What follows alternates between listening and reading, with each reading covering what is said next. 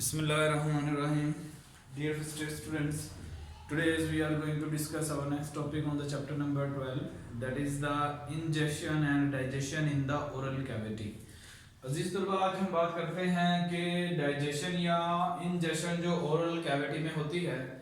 तो अगर हम देखें डाइजेशन के स्टेप्स के पॉइंट ऑफ व्यू से, तो तीन इंपॉर्टेंट फंक्शन हैं जो ओरल कैविटी में होते हैं। एक जिसे हम कहते हैं सिलेक्शन ऑफ फूड, और इसी तरह से नंबर 2 इसको हम नाम देते हैं ग्राइंडिंग और mastication of the food. Grinding और mastication of food, and thirdly the digestion of food. So these are the three major functions of the oral cavity. अब हम वन बाय वन देख लेते हैं। तो ओरल कैविटी इन तीन functions को कैसे परफॉर्म करती है। तो जो सबसे पहला स्टेप जिसे हम कहते हैं सिलेक्शन ऑफ फूड है। अब ये जो सिलेक्शन ऑफ फूड है, इसके अंदर हम नोट करते हैं, देखते हैं कि ओरल कैविटी में मौजूद होती है टंग, और इस टंग पर, जबान पर मौजूद होते हैं टेस्ट बड्स। ये टेस्ट बड्स उस फूड के बाइट को, खुराक के नवाले को टेस्ट चेक करते हैं। इफ अनप्लेजेंट, अगर हमें वो जो नवाला है अच्छा ना लगे, unpleasant of the foul smell, बुरी स्मेल उसमें मौजूद हो, if unpleasant,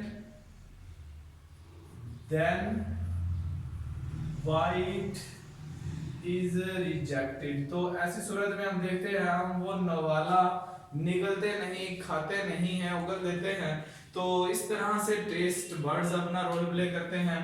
और मजीद इसके अलावा अगर हम देखें तो हमारी ओरल कैविटी में जो मौजूद टीथ्स हैं, ये टीथ्स क्या काम करते हैं। एक तो इन्होंने ग्राइंडिंग और मास्टिकेशन का रोल भी प्ले करना है, उसके साथ साथ ये एक और इम्पोर्टेंट फंक्शन भी परफॉर्म करते हैं कि ये डिटेक्ट करते हैं, डिटेक्ट अ हार्ड ऑब्जेक्ट, कि अगर खाने में कोई पथरीली चीज है, हार्ड ऑब्जेक्ट है, तो ऐसी सूरत में भी हम क्या करते हैं, ऐसे बाइट को रिजेक्ट कर दिया जाता है। बाइट इज रिजेक्टेड, यानी हम उस खाने को, उस नवाले को निगलते नहीं। तो इस तरह से हमारी ओरल कैविटी में जो टंग मौजूद है और जो टीथ्स मौजूद है, ये सिलेक्शन का रोल प्ले करते हैं।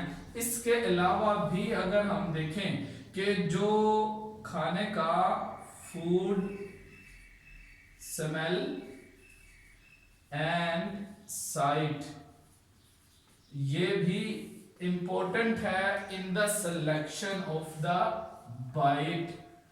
It is also important in selection of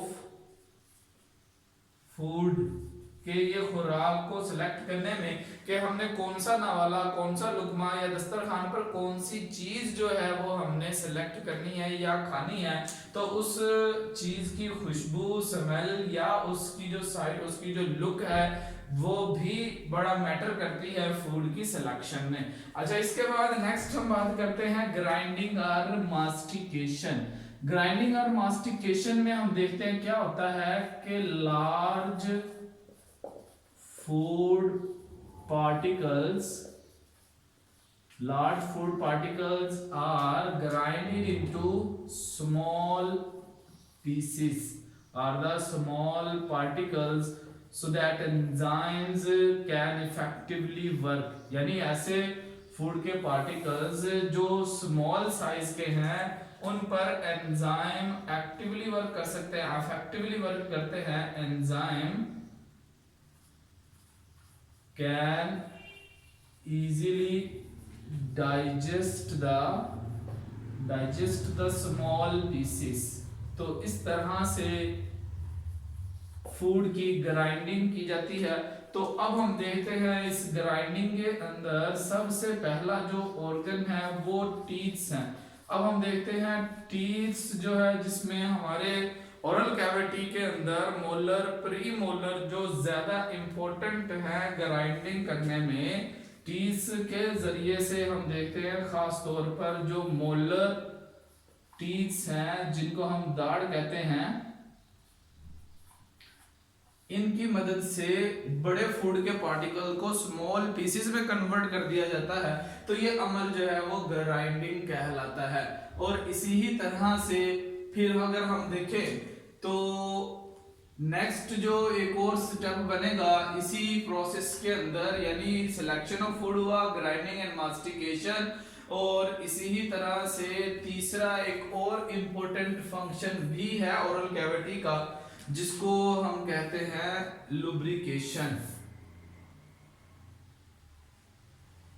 इसको हम थर्ड बना लेते हैं। तो इस तरह से टोटल 4 फंक्शंस हो जाएंगे ओरल कैविटी में जो स्टेप्स के एतबार से देखा जाए। तो लुब्रिकेशन में हम ये देखते हैं, लुब्रिकेशन और मास्टिकेशन भी कहा जाता है इसको, यानी जैसे आटे को गूंद दिया जाता है इस तरह से, और फूड के पार्टिकल को नवाले को स्लिपरी बना दिया जाता है। इसमें हम देखते हैं रोल प्ले करते हैं सलाइवरी ग्लैंड्स जो के 3 मुकामात पर 3 पोजीशंस पर जगह पर मौजूद होते हैं और उनकी मदद से फूड को लुब्रिकेट किया जाता है। तो जैसे हम बात कर रहे हैं कि तीसरा स्टेप अगर हम इसमें बनाए लुब्रिकेशन को, अगर डाइजेशन से अलग कर लें तो सलाइवरी ग्लैंड्स हम देखते हैं 3 पोजीशंस पर मौजूद होते हैं। एक जिसको हम कहते हैं the salivary glands that are found below the tongue, these are called sublingual.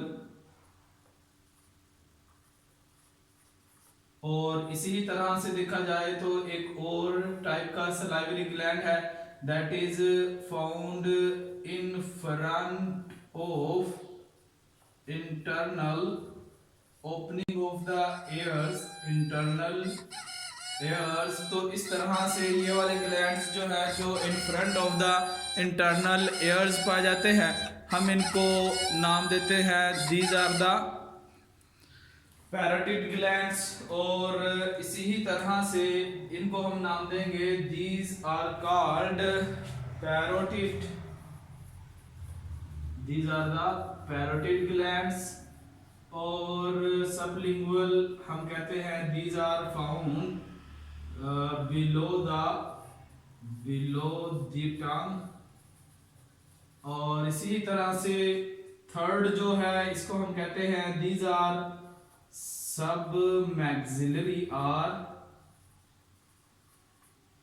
Maxillary कहा जाएगा इनको, या हम इनको कहते हैं सब मैंडिबुलर, क्योंकि ये मैक्सिला जिनको हम कहते हैं ऊपर वाले जबड़े और मैंडिबल जिनको लोअर वाले जबड़े हम कहते हैं उनके बिहाइंड, उन पर मौजूद, उनके पीछे मौजूद होता है, इनको हम कहते हैं बिहाइंड द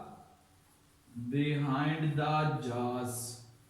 और इस तरह से अगर हम देखें तो सलाइवा जो प्रोड्यूस होता है इसकी जो सक्रीशन है, 3 मेन इसके कंपोनेंट्स हैं। सलाइवरी ग्लैंड जो सलाइवा प्रोड्यूस करते हैं इसमें मौजूद होता है वाटर, इसमें मौजूद होगा म्यूकस जिसकी वजह से फूड लुब्रिकेट होती है, और इसी ही तरह से इसमें एक खास एंजाइम भी पाया जाता है जिसको हम नाम देते हैं इट इज द पेटाइलिन और salivary amylase.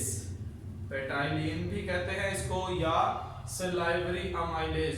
So it is the composition of the saliva. अब देखा जाए तो वाटर एंड म्यूकस मिलकर फूड को सॉफ्ट और मॉइस्ट करते हैं। और चौथी इसके अंदर जो सलाइवा में चीज पाई जाती है these are the bicarbonate ions, and these bicarbonate ions makes the antiseptic property in the saliva, यानी इन चार सलाइवरी सलाइवा की कॉम्पोजिशन की वजह से, सलाइवरी ग्लैंड्स की इन जो है वो कंपोनेंट्स की वजह से हम देखते हैं सलाइवा क्या फंक्शन परफॉर्म करता है।